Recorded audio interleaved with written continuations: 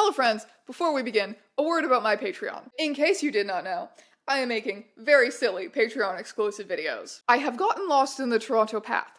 I have baked a cake out of tofu. I have vlogged my piercings. I have given a highly requested tour of my bookshelf. And you can watch all of those videos and more nonsense that I come up with in the future for the low price of $2 a month over on Patreon. Link in the description below. Hello friends, and welcome to another video. Today we are having a very important history lesson. You see, it was not so long ago that our beloved social media sites were at war. The year 2014. Tumblr versus 4chan. The sensitive snowflake SJWs versus the edgy anti-feminists. Tumblr and 4chan seem like obvious enemies in this way, but actually a lot of people who have followed the war between them as outsiders have seen Tumblr and 4chan as almost kindred spirits. They've seen Tumblr and 4chan as two equally extreme sides that they could all just laugh at. Extremely online teenage girls who think lizard should be a gender, and extremely online teenage boys who think it's cool to say slurs. They're opposites, but also the same in a way.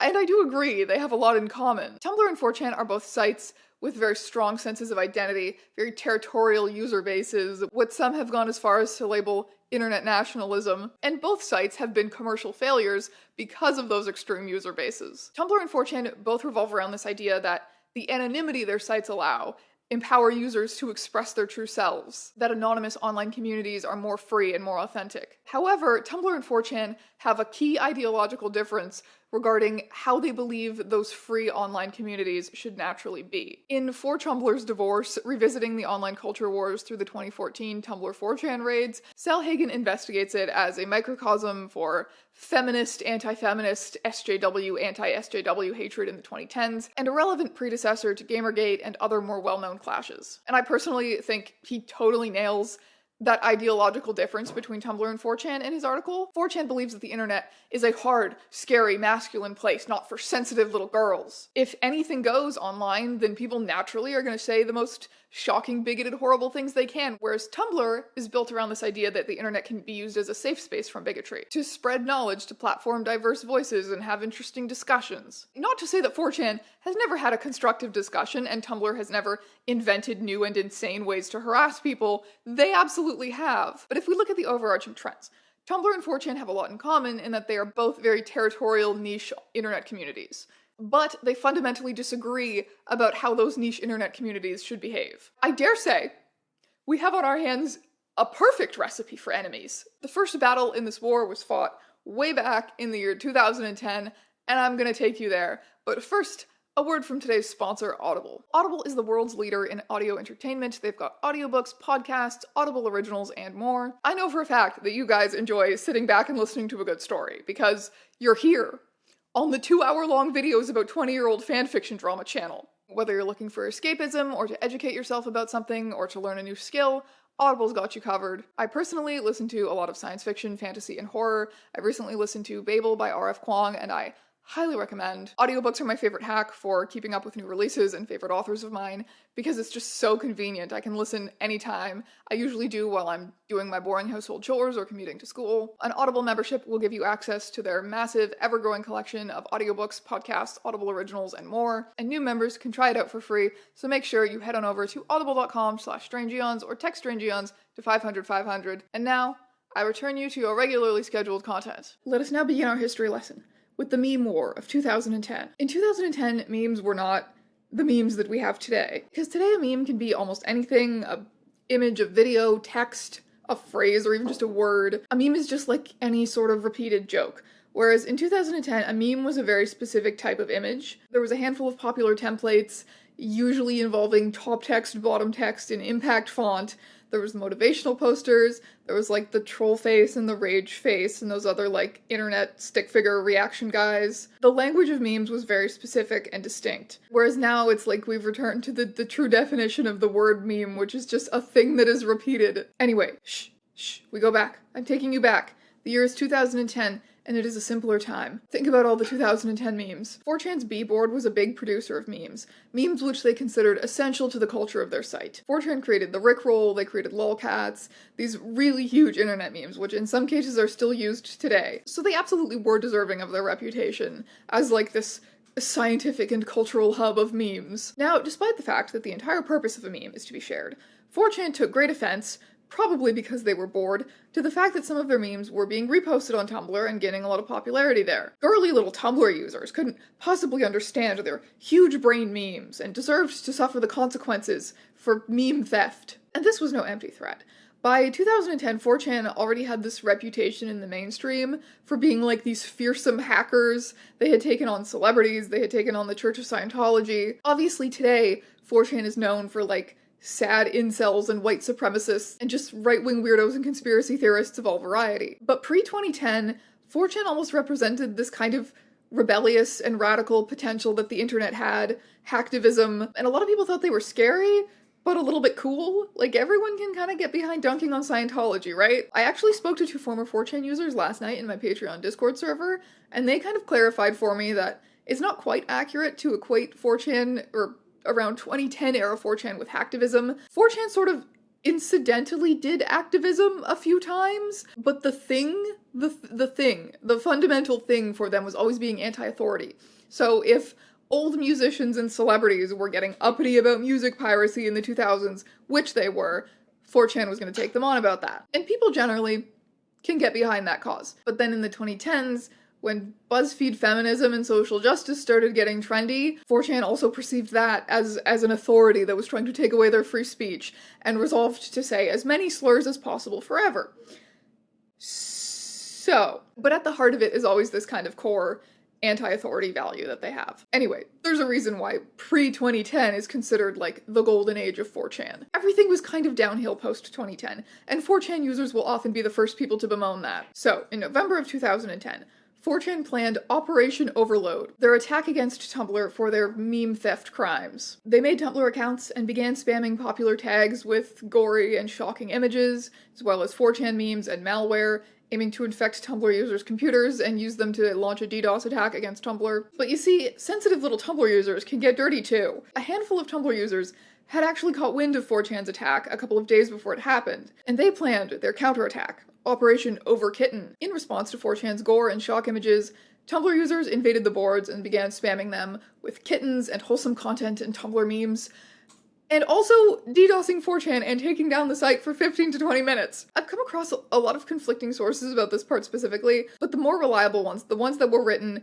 at the time that this happened, like a day after this happened, report that Tumblr actually succeeded in taking down 4chan servers before 4chan was able to attack Tumblr. The fucking Super Hulock Kittens website took down the fearsome hacker hive first. Tumblr founder and then CEO David Karp, we miss you daddy, addressed the war, saying that they would be banning any Tumblr accounts they found promoting DDoSing or other illegal activity. Over the next few hours, Tumblr and 4chan would both suffer waves of spam, as well as technical difficulties as they attempted to hack each other's sites. One 4chan user doxed David Karp's parents, even though he was being a very responsible father and telling us all to stop fighting. Eventually, it was 4chan's B mods which called off the attack. They began deleting all of the new threads that were created related to attacking Tumblr so that the fighting would reach a stalemate, and that was okay. You know, users were actually beginning to see the potential here for something other than fighting. 4chan and Tumblr might have their own memes after all, but weren't they the same deep down on some level? Users of both sites began drawing these tales of romance between anthropomorphized personifications of Reddit and Tumblr, Tumblr being a cute blue-haired girl and 4chan being this almost Slenderman-esque green guy. Their love was full of angst and pining, reflecting the fraught relationship between the two sites, but their love, it was revolutionary. It was historic. In the end, Tumblr had proven themselves a strangely worthy enemy. A truce had been reached. A mutual meme between the two sites, and a very self-aware one at that, had been birthed. Ship name, 4chumbler.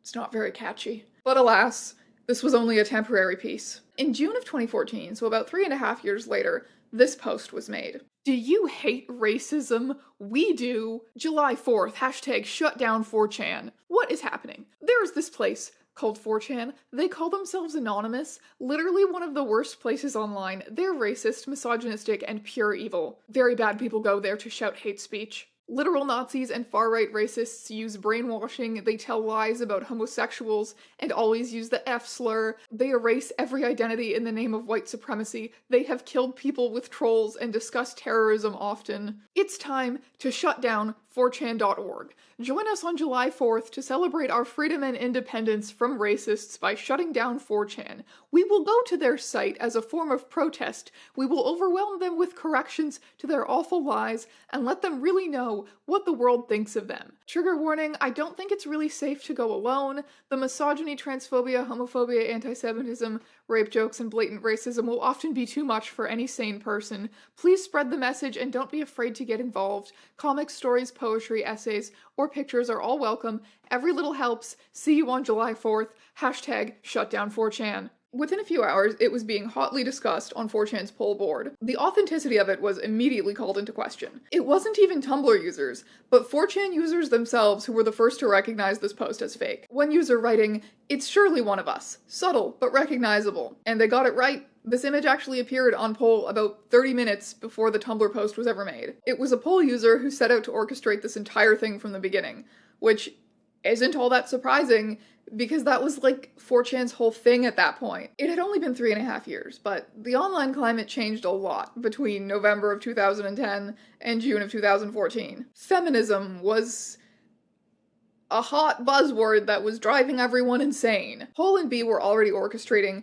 numerous pranks against feminists. These pranks generally consisted of creating highly inflammatory Twitter tags and then watching people eat each other about them. These tags were things like hashtag End Father's Day, which claimed that Father's Day was a misogynistic holiday and we shouldn't be celebrating men. Hashtag Free Bleeding, aimed at convincing women that period products are tools of the patriarchy and they should be free bleeding instead. And those are the better ones. I promise you, those two that I just named, those are the good ones that I'm not worried about saying on YouTube. So let's take a closer look at shutdown4chan.tumblr.com. Personally, as a veteran Tumblrina, I also instantly call bullshit just looking at this. It doesn't make any sense that Tumblr would want to start a war with 4chan. And the fact that anyone on 4chan might have thought this was a super good plan, I think demonstrates a fundamental lack of understanding about Tumblr. The stereotype that 4chan users held about Tumblr users was that Tumblr users were all just like crying and hugging each other and telling each other they were so valid all the time. Do you know what the reality of trying to create a 100% inclusive and unproblematic community is? Because you very quickly devolve into stabbing people because they read the wrong kind of fanfiction. Tumblr had way too many problems internally. Tumblr was keeping each other busy on their own. They did not need to go out and attack any other sites. The idea of going out and attacking other sites, raiding, as they say, other sites because you disagree with their beliefs, is a distinctly 4chan mentality. Yes, Tumblr did step up and give them a taste of it in 2010, which honestly kind of impresses and surprises me. But it was still 4chan's whole idea to begin with. Anyway, so this stupid blog run by a 4chan user. The fourth post added to the blog is fascinating, okay? It's this post. It's this infographic about the evils of 4chan. These are the worst boards. This is exactly how to find them. What it really boils down to is a how to use 4chan tutorial. This is a blatant tutorial for Tumblr users on how to conduct the 4chan invasion that 4chan wanted to bait them into conducting. It's so transparent. And yet, this user, this 4chan user behind shutdown4chan.tumblr.com, spent about a month preparing for the attack, giving Tumblr users helpful advice on how to debate with 4chan users. This was kind of the plan they were pushing, you know, we're gonna fight hatred with love. We're gonna politely convince the 4chan users that they're wrong, guys. This is a great plan. And I think they tried to do this to try and bait Tumblr users specifically into trying to fight the 4chan users with love and to debate them rationally. I think they found this particularly funny because of this concept back then, which was repeated a lot, that trying to troll 4chan or trying to invade 4chan is like peeing into an ocean of piss. 4chan is garbage. That's the whole point of it. You can't troll or spam 4chan because it's already like the vilest, most chaotic place imaginable by design. By this point, they were known for their coordinated online harassment campaigns, and they loved that made a lot of internet users scared of them. They specifically found the idea of anyone trying to debate with them rationally or win them over with love hilarious. They self-identified as an ocean of piss. The 4th of July arrived, the day of the plotted invasion. 4chan users set out to defend B from invading Tumblr users by You guessed it, flooding it with gore and shock images. That'll scare those little girly Tumblr users away. Now, despite there being little to no evidence of any Tumblr users actually showing up on 4chan that day, B then started planning their counterattack. Seriously though, I found about 3 screenshots of apparently feminist and anti-racist posts on 4chan from that day, and every single one of them reads like 4chan users taking the piss. In an ocean of piss. Or whatever. So the goal had been to bait Tumblr users into staging a real invasion of 4chan, so that 4chan would then have a reason to retaliate. Despite this phase of the plan not being successful, 4chan now went on the offensive anyway. 4chan users agreed that 4Tumblr had been funny back in 2010 when the war was only about memes. But now, Tumblr were their enemies again. They had gone too far by believing we should be nice to trans people. 4chan declared the couple divorced. They began hijacking popular Tumblr tags. They targeted social justice related tags like feminism and gay, but also popular fandom tags like Supernatural, Disney, Homestuck. This kind of whiny, oversensitive Tumblr SJW that 4chan was targeting was mostly a stereotype invented by 4chan. There was some truth to it sometimes, but it wasn't entirely correct. As one Tumblr user points out, gore, porn, and profanity not only existed on Tumblr, but were staples of some of its most popular fandoms. Still, where 4chan believed that seeing that kind of thing should be some kind of an internet initiation, it was core to Tumblr's beliefs that people shouldn't have to see that kind of thing unless they want to. Not while they're browsing Tumblr for Disney punk edits or feminist discourse. So Tumblr users began circulating warning posts, as well as trying to clean up the tags hijacked by 4chan by instead flooding them with wholesome photos of kittens. One tactic, which unfortunately backfired, was Tumblr users spamming their own selfies to clean up tags. They got those selfies back from the 4chan users photoshopped into hardcore porn. One 4chan user makes a pretty good point, saying that Tumblr's cleanup efforts actually aided in 4chan's goal of rendering these tags completely unusable for their intended purpose. Still, some Tumblr users went the whole day without seeing anything out of the ordinary, or only seeing wholesome kitten spam, but some did see things they found upsetting. Users who may not have been familiar with 4chan at all before this did come to see 4chan as bigoted perpetrators of harassment, much to the glee of 4chan. Petitions were made, seemingly first by Tumblr, then by 4chan in response. Pol and B members visited each other's boards to congratulate each other on the successful war effort against the Tumblrinas. The post-war narrative which emerged was that Tumblr had ignorantly poked the hornet's nest and received a pretty standard 4chan retaliation. These dumb 14-year-old girls, they didn't even know what 4chan really was or how bad it was. How stupid of them to think that they could just go in there and start posting feminism and all of the 4chan users would cry and agree with them. 4chan's response was totally typical of 4chan. What did these idiots think was going to happen if they tried to mess with 4chan? The infamous internet hate machine. And this, it gets me, because the narrative that Tumblr started this fight is just made up. It was started by a Pol user who wanted to argue with feminists who didn't care that he existed. And 4chan apparently tried to do this again, twice. According to Encyclopedia Dramatica, there were 2 lesser-known incidents, one in later 2014 and one in 2016, where they tried to, in their own words, relive the glory of the 2014 raids, which they were already kind of doing to relive the glory of the 2010 raids, which they were already kind of doing to relive the glory of the pre-2010 hacker golden age of 4chan. So I suppose constantly trying to recapture our glory years is another thing Tumblr and 4chan have in common. Huh. I shall conclude with a large huh. Good night, my friends. Thank you so much for watching. Strange out.